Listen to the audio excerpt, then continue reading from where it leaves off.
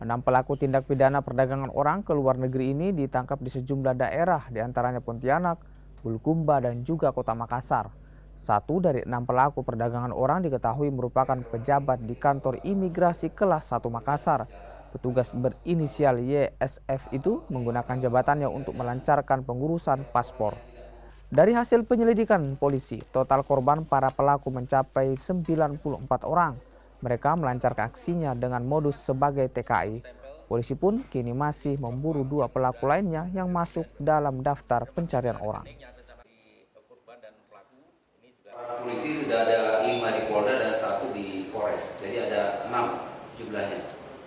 Kemudian untuk tersangka itu ada 9 orang.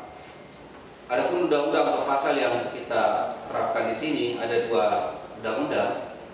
Yang pertama adalah Undang-Undang Nomor 21 Tahun 2007 tentang pemberantasan tindak pidana perdagangan orang, PPPO-nya.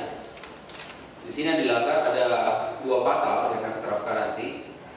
Pasal 2, ini pasal 2 ini ancaman hukumannya minimal ya, minimal 3 tahun, maksimal 15 tahun, dan denda minimal 120 juta, maksimal 600 juta.